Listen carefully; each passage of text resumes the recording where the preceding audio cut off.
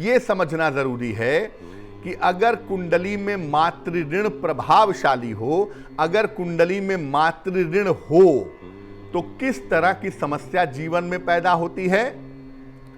व्यक्ति को भय की और तनाव पालने की आदत होती है। जिसकी कुंडली में मातृ ऋण होता है उसे फियर साइकोसिस होता है, बिना वजह के डर लगता है, बिना वजह के चिंता होती है और बेवजह के तनाव पालने की आदत भी होती है।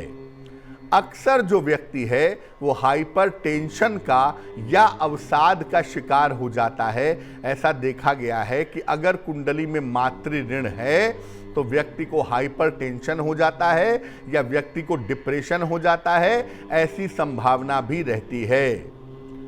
व्यक्ति के जीवन में युवावस्था से ही उतार चढ़ाव शुरू हो जाता है। अगर कुंडली में मातृ ऋण है तो जन्म से लेके 12 साल तक बड़ा कठिन समय होगा और 24 से लेके 36 साल का समय बड़ा कठिन होगा, क्योंकि युवावस्था में मातृ ऋण का प्रभाव ज्यादा दिखता है और इस समय पे जीवन में मुश्किलें भी ज्यादा दिखाई देती हैं। ऐसा देखा गया है। व्यक्ति को महिलाओं की वजह से समस्याओं का सामना करना पड़ता है। अगर कुंडली में मातृ ऋण है, मातृ ऋण की संभावना है, तो महिलाओं की वजह से आपको जीवन में दिक्कतें परेशान करती हैं। तो अब मातृ ऋण है क्या ये भी समझ लिया और मातृ ऋण का प्रभाव जिंदगी पर कैसा होता है ये भी समझ लिया। अलग अलग राशियों पर मातृ ऋण का क्या असर पड़ता है पहले ये समझते हैं। सबसे पहले अग्नि की राशियों को जानते हैं। मेष, सिंह और धनु।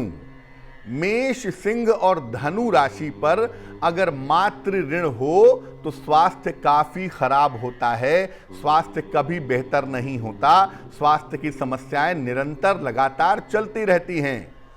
अक्सर वहम और अवसाद की समस्या हो जाती है, अक्सर डिप्रेशन हो जाता है, अक्सर वहम हो जाता है और सनक के शिकार भी हो जाते हैं।